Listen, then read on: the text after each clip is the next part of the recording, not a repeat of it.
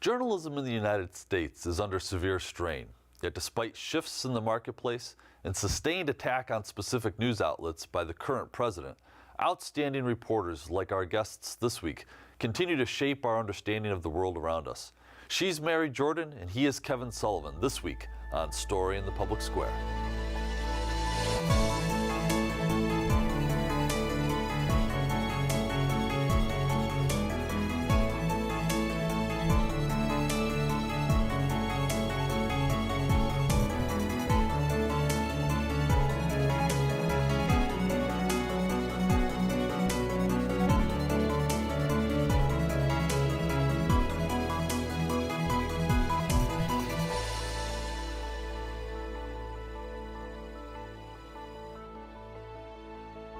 Hello and welcome to Story in the Public Square, where storytelling meets public affairs. I'm Jim Lulus from the Pell Center at Salve Regina University. Alongside me is my friend and co-host G. Wayne Miller of the Providence Journal.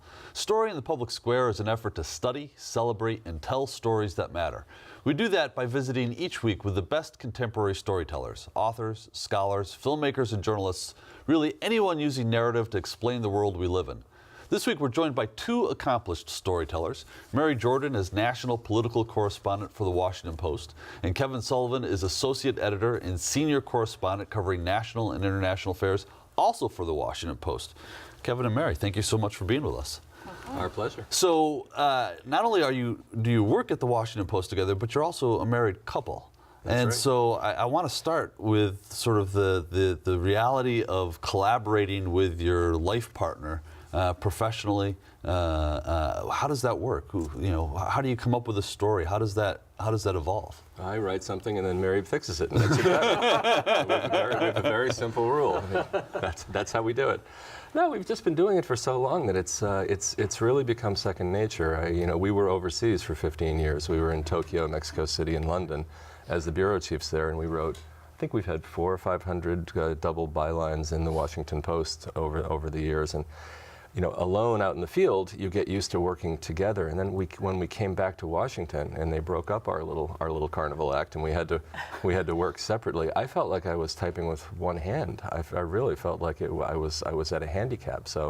But I always still have my best editor, and I always make sure that everything I write, Mary reads, and vice versa. I mean, we quite often just pull up side by side. Our desks were always back to back, so we were shouting back and forth, and in the bureaus, and all now around the world. in the Post. And we set that up in our house too, because we've written a couple books together. But I would say at least once a week, somebody comes up to me and says, "If I were writing with my husband, I would kill him. How do you do this?" Only once a week. At least, including my sisters saying that, "How do you do this?" I do think it's a bit unusual, but it's kind of lonely to write.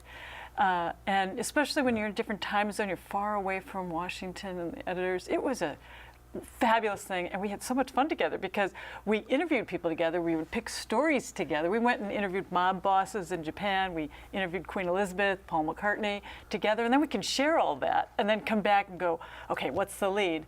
And then often Kevin is faster to the keyboard. I think too much and are slower, in other words. Thinking is not my I'm slower. Not my strong I'm slower. suit, yes. So he would sit down, and then we'd fix it and pass it back and forth. And when we did books together, sometimes each of us would take the lead on a chapter and then swap them. Are you the only married couple to have won a Pulitzer together? No, we're one of two. Nick Kristof and Cheryl Wood-Dunn at the New York Times also won for Tiananmen Square. But it's interesting working together. You learn a lot about the countries you're in too, because Mary and I would often go interview when we were in Japan. We would go interview some government minister together, and Mary would ask some very interesting question of the guy, and he'd listen and listen and listen, and then he would turn to me and answer. You learn a lot about absolutely. Who's the boss in Japan that way. Because we were assigned very specifically as co-bureau chiefs all around the world. But in many places, particularly Japan, they kept saying, well, who is number one? Who is number one? They'd call and they'd say, who are the bureau chiefs? And then the person answering the phone would say, oh, Kevin and Mary. Kevin, that's a man's name. I want to speak to him. Wow. And again, this is a while ago. I think there has been some advances, but it was it was quite interesting in many parts of the world. So give us the start of the story. Our guess is that you two didn't just become journalists together, that there was a personal relationship first? Oh, she couldn't stay away from me. No, it was the. But seriously, how did this all happen? It was the Saturday before the Monday I started working at the Washington Post, and I was in town. I was unpacking my new apartment, getting ready to start my new job, and my new boss called and said, "You're here?" And I said, "Yeah." And she said, "Well, come to the picnic on Saturday. You'll meet some of your new colleagues." And I said, "Okay." So I went. It was company picnic, and there was a softball game, and I was at shortstop, and Mary was at second base, and I thought, I'm going to like this job. this is good. And you did, and this person. Yeah. One funny thing is my mom immigrated from Ireland in the 50s, and she reads cards. She's famous for reading cards. Tarot cards? No, it's just regular deck of cards. Okay. She raises money for the St. Patrick's Day parade, but basically she tells everyone who comes in the house, get a deck of cards, puts them out, and then she tells you what she thinks of you. It's kind of, and she'll say, "Oh, I see that you have trouble," or "Oh, I see that you're bothered by something." Being half Irish, that's too scary. I brought Kevin home to meet her, and she shooed me out of the room, took the cards out. I had known this woman for an hour. Wow, and you get the cards. 1 hour of the cards. Go ahead, you have to. Oh, and so she flips over one card and says, and she flips over another one. Oh, and then she flips over a third one and she says, "I see you will soon be giving the gift of a ring to a fair-haired girl." And this is not fake news. This is not fake news. Yeah. Wow. I mean, it's just one way of saying. I think it was kind of destined, and even my mom loved him. And anyway, we've been married 25 years, and it is a kind of. Congratulations. It's just a lot more fun to work together. Quick, what's our anniversary? One quick question. July 3rd. So in this collaboration, which is clearly very close, I mean, from germination of idea to finished product, there must be disagreements. How do those get resolved? I mean, Kevin might write something that you go, or vice versa. Or how do you resolve that? Who gets the final say, or does that vary too? I think whoever is more strongly feels that way. I think I'll say, "Hey, what do you think of this?" And Kevin will go, "I don't think so. What about this?" And then it kind of goes. But often, we don't agree 100%. But I think that whoever really feels strongest, right, gets the day. Some of the stories we're going to talk about are problems facing women around the world. Yeah. I reported these stories and I worked on them. But if there came a time when Mary said, "Actually, as a woman, she just has an insight on this that I certainly wouldn't have." So I would always defer to her on issues of that. In other things, there were things that I felt more strongly about, and that's. Well, this is a great model, and I'm saying that with all seriousness. It's a great way to do journalism. The only way it works, so the real key to it is that we're not competitive with each other. If you're competitive, if you have to. We regard each other's success as our own, and I know that sounds trite, but we really do. And we've seen other couples try to work together, and one of them always said, "Well, shouldn't my name be first in this? I did a little bit more of the work than you did, so shouldn't This is my story. I want to do this." And you can't sustain a working partnership that way, but you can't sustain a marriage at the same time. Kevin, let's go a little bit deeper on some of your reporting. You reported a story in early April of this year, Lulus Choice, about a 16-year-old Mexican-American young woman whose parents were deported. Right. And tell us a little bit about the story and the choice that she faces. The story, we've been writing so much about immigration, about deportation. It's obviously top of the agenda these days. So I was going to Mexico, and I wanted to find out, so many Mexicans who get deported have children who were born in the United States who are U.S. citizens. They don't have to leave. You cannot deport a U.S. citizen. So you have thousands of these people in Mexico or in other parts of Central America trying to make a new life, and these kids don't have to be there. They could choose to come back. So I wanted to write about what that was like. So I found a family. 2 parents had been deported, 16-year-old daughter, and she had a 14-year-old brother who was 13 when they were deported, and he's like, kids that age are a little bit more, they're made of rubber, right? I mean, he liked America, he liked Mexico. His Spanish was better than his sister's, he was very happy. But the girl doesn't speak very good Spanish, was in a really good high school in Ann Arbor, Michigan, loved Panera and all of her American stuff, and now she's in Mexico in a school that tries hard, but it's just really overcrowded, in a place where they're constantly worried about their security. where she's been sick since she's been back because she has some allergies and they're worse, they're air quality issues. So we call the story Lulus Choice because she is now faced with the decision of whether to come back to the United States and finish her junior and senior year in high school here. She can live with an uncle, slot right back into her life, and leave her family behind, leave her mother. She's really close with her mother. Or stay there with her family and have fewer choices. She wants to be a doctor, and she doesn't think that'll ever happen if she stays in a Mexican school. What an agonizing situation she's in. Yeah. There's a crushing inhumanity to this story. I mean, not to be too editorial about it, but the impact of these deportations on human lives it seems to get lost in a lot of the coverage of this issue. Right. We talk about the wall. We talk about deportations. We talk about Trump's very harsh stance on immigration. But the key here was to get at least up close one person's story and then say, listen to her choice, and there's thousands like her. So in this age of so much criticism in the media, we should say that the point of the story isn't to say, see, you shouldn't have deported the parents. The point of the story is to say, this is the cost of this. This is what this looks like. This should be part of the discussion. This should be part of the argument when this happens, not it's right or it's wrong. It's a more nuanced view of what is actually happening. What was the reaction to the story? Yeah, it was great. Part of the problem that she was having was that the dad makes $83 a month as a 83 a month. 83 a week In Mexico. In Mexico. Right. That still is a pittance. So the parents have said to her, if you decide to go back to the United States, we'll support you, but we can't afford to bring you back to Mexico to visit us. You're just going to have to stay there. So since the story, 5 different readers have written in to say, I will fund her travel back and forth. Not just one trip. I will fund her travel back and forth for as long as she's in school up here. So God she bless can them. go to school in Michigan and see her parents at the holidays. Right. We forget there are still a lot of good people Good out people. there. Yeah. You know, Good people. we forget that sometimes. Readers right. are pretty darn Yeah. fabulous. Yeah. I agree. So, Mary, you've done some reporting on how to characterize this broadly, sort of the upwelling of women who are candidates up and down the ballot coming into election season in 2018. Some of them, you write, are veterans of Iraq and Afghanistan, but others are not. They're just women who've decided it's time to make their voices heard. Tell us a little bit about what you've been reporting. I mean, it's gone from about this many people who are women running for state offices and federal offices to this. It is a groundswell. Small to from big. Governor's races, state legislative races, and Congress. Emily List, which supports women who are running, used to have a few hundred calls during a cycle for the midterms. They're getting thousands of calls. It's just one thing. But I also see it because I go to these workshops, that different groups emerge or different groups are putting on, veterans associations, and women are just coming out. I think it's really interesting. There's a lot of women in their 40s who were the first ones to fly, helicopter in combat, or they're the first women to do something in the military.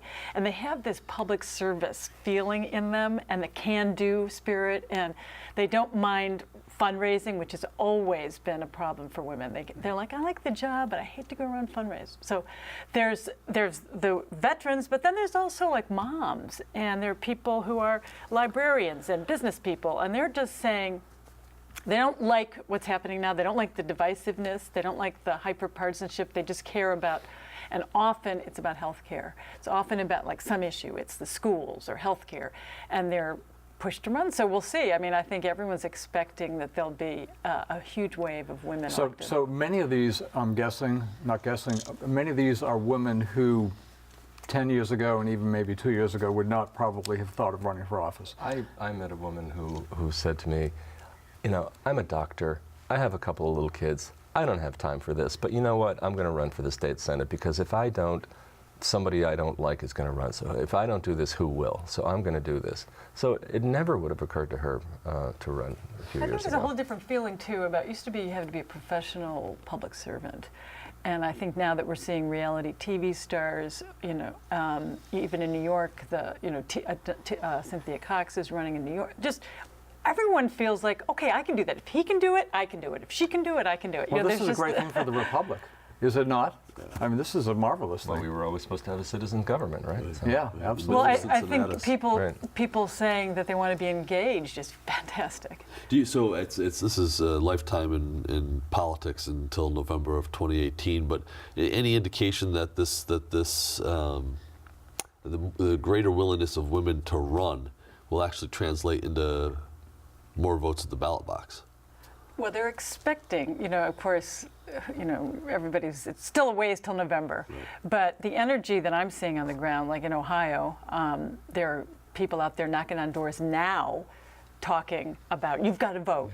Yeah. So I've never seen that. I mean, there's all kinds of indications that we're going to have a higher turnout. Sometimes only 40% of people turn out in midterms. And I think the predictions are that will, we have not only the balance of power in Congress, but in the state houses. And the state houses are deciding big things. And it should be said, this isn't entirely people who are opposed to Trump. A lot of people who support him are out there energized too, because they feel like they like what they have and they want to keep it. Yeah. So you, along with 4 photographers from the Washington Post, were finalists for the 2009 Pulitzer Prize in International Reporting, and that also was on the topic of women, but not women in this country. This was oppressed women facing all kinds of challenges in other parts of the world, primarily Africa. Talk about that. What was the genesis of that? We're going back many years, or not that many years, but we're going back a few years before the current environment. What led you there? For years, we would decide in November or December, saying, okay, next year, along with all the breaking news that we have to do, in the country, election, and like when we were based in London, we knew we'd have to cover the Prime Minister, we knew we had to do things. We always wanted to do one big overarching issue. And we would just decide, and that year we thought the story here is women. That I was just shocked that in England, you can't get a rape conviction. I mean, it is, the mother of all democracies. That is one of the hardest possible things. Even if you, it's just like 98% of the cases never result in a conviction. Why is that? It's usually they say, oh, it was alcohol involved, there was no intent. And it so shocked me that we started looking at it wasn't just Africa, but it was in Germany, for instance, very difficult for women in parts of Germany. And they have a female, chancellor. So, that was an illuminating series, and I thought actually it was maybe even better than the series that won the Pulitzer before, but you never know. So let's look at one of these stories. In Africa, one family struggle with a global food crisis. It opens with the image of a woman who spends all day with, quote, an iron hoe trying to coax sorghum out of the hard red dirt. Powerful image, and the story is very powerful too. How did you find this person? Well, we wanted to write about, there was the food crisis. Food prices were crazy at the time, and we could tell from all of the research that was being done that this was hitting women worse. And one of the things that people kept telling us, the NGOs, people we would talk to in Africa, they would say, because women, they're the last ones to eat. They'll feed their children, they'll feed their husband. They feed their husband first, and then feed their children. And if there's anything left over, they'll eat. And we thought, really? Is that really? And the more you looked into it, the more absolutely true it was. So we knew that Burkina Faso was a place that was having a real problem with the food crisis. So I just went there, got off the plane, and picked up a local local journalist who was helping me, and we just kind of drove through some of the agricultural areas until I saw this woman with her hoe, and we just went up and said, "Can we talk to you?" And we talked to her, and we said, "Can we spend a couple of days with you?" And she said, "Sure, why not?" Wow. Often the hardest part is picking the right person. Yeah. You can be on the phone, like when we were based in Tokyo, we'd be trying to do something in Korea or Bhutan or India. But really, you have to get there on the ground and talk to as many people as possible, because half of the battle, at least half of the battle, is picking the right person, the person who you can relate to, who's happy that you're there, who tells the story. And so it's a great question, because that's the hardest part, and oftentimes. Well, then the eye contact, the establishment of trust is very critical, and that has to happen fairly soon. You're not spending a year with this woman. You said 2 days. Right. exactly. So I mean, that's a rare talent as well that obviously you have. I think I'd be remiss if we had two distinguished reporters from the Washington Post on, and we didn't ask you about what it's like working at the Post right now. The Post has a long history of being in the crosshairs of sitting American presidents, but this is something a little bit novel. I think we have to go back to Nixon to find a president who's so singularly focused on the affairs of an individual newspaper. What's it like day to day? What's the morale like? How has it affected the way you do your jobs? Has it? Kevin was the last person that Ben Bradley hired at the Washington wow. Post. Oh, really? And we knew him very well. It was a practical joke he was leaving for. There's that Irish humor. But we knew him very well, and there are a lot of comparisons. But I would say that it's an energizing time. Everyone is very aware that it is not a time to make a mistake. It is. You've got to be your best. You've got to be your fairest. You've got to dig deeper. We get inundated with calls, and some of them are people who just want us to go and waste time on something that's not real, but we chase everything down, and it is unbelievable how much time. I mean, everyone's working 7 days a week. It's really an extraordinary time, but it's, you're in there at 8, you leave at 8 at night. There's a lot of things to chase down. We've never had a president who attacks the institution of the press quite like he does. We're the enemies of the people. We're the lowest form of human life. And then I think he went even farther and called us the lowest form of life. And the trick here is to keep your eye on the ball, just do our jobs, stay focused on doing what we do, don't take the bait.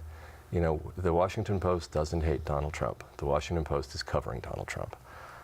And he may not like the coverage, it may make him uncomfortable, but name me a president who's ever thought that the coverage of the Washington Post was fawning. It just doesn't happen. You wouldn't be doing your jobs if it was. Right. We do need to stay focused on the issue if we're writing about, a justice issue or immigration issue, and we ask a question of the White House. Often they just say, "Oh, it's fake news." Well, that's not an answer, and it's just our job to keep digging and finding the answers. So do you get on a regular basis or any basis hate calls, hate emails, anonymous vitriol? I saw your Every day. Well, every day. Twitter. Twitter. If you call 3 times an hour on a regular basis, then sure, yeah. Well, how do you deal with that? I mean, You just ignore it. I mean, sometimes you read something and you kind of, you get angry, but the trick is to put your thumbs in your pocket and not respond, because people have, those of us who've been in the media for a long time know, people have a right to hate us if they want. It's fine, and we shouldn't. We'd like to engage with people, but we like to make sure that they understand that we respect. We're trying to convey their thoughts. We're trying to convey their point of view. We're not trying to belittle them. and there's an image that some people hold that Jeff Bezos is calling every shot and he's there every day in the newsroom, and there's also the meme that Amazon owns the Washington Post. Talk about that. I mean, I've read what the truth is, which is he's not involved in editorial decisions at all. Marty Baron, who is probably the preeminent, editor From the of Boston our Globe, Times. yeah. He was here, and Marty Baron is now at the Washington Post. Correct. And he says this best. He says, "I'm telling you, he has never told me a story to do." Jeff Bezos doesn't do that. What he has done, though, is the famous giving us runway, giving us the money for us to take off. And he has doubled down on the money. There was a time not that long ago where newspapers were falling apart. They had no money. They were laying people off. And his money has enabled people to pay for a much bigger investigative team. We have a lot of people working on investigations now. All kinds, just looking at how public money is spent and taxpayer dollars are spent all over the place. And you're doing a great job. I mean, But no, he's not calling any shots. No. He's, by the way, has a whole other business, all kinds of other businesses right, that he's that's called Amazon. and this is about this much worth of his. As he says, he's got a day job. And it's a big day He's job. got rockets. I was at the Smithsonian. He's got these Blue Origin rockets. I mean, the guy really does have a few other things A few going other on. things going on. So we've got about a minute and a half left here. I want to ask you, though, this spring we're all about royal babies and royal weddings, and you've actually met Queen Elizabeth, interviewed her together. Tell us about that and what you took away from that. It was quite something also to be, the daughter of 2 Irish immigrants in Buckingham Palace. They didn't imprison you. They didn't keep you, right? I know. And it's quite, it's just so, you see it in movies, but then you're standing there right in front of her, and she has her gloves on and her purse, and all I can keep thinking is, why does she need a purse? She's in her own house. And it's just, But we saw her political skills too, because we were in a small group. 2 Americans from who were at Oxford rowing, and Don Johnson, the actor. Oh yeah. And Miami Vice, yeah. right? Right. And she came into our little group, and she said, "Show me your hands." She wanted to see the rowers' hands, and because she knew they'd be calloused, and she talked to them about that. And then she talked to Don Johnson. It was delightful because she had absolutely no idea who he was. and he knew it, and everybody knew it. But she recovered very quickly and said, "Oh, I love the West End." He said, I'm acting in a show in the West End." So she was. It was really impressive to see how well she was able to kind of read the room. And what an Yeah, operation. yeah. They had little groups of like four people, and then somebody would come by and say, "Okay, you'll stand here, she'll come," and then like four minutes later, Well, but it was something. Unfortunately, we have to move on now too, but Kevin and Mary, thank you so much for being with us. It's Mary Jordan and Kevin Sullivan with the Washington Post. That's all the time we have this week, but if you want to know more about storing the public square, you can find us Facebook and Twitter, or visit pellcenter.org. For G. Wayne Miller, I'm Jim Ludus, hoping you'll join us again next week for more Story in the Public Square.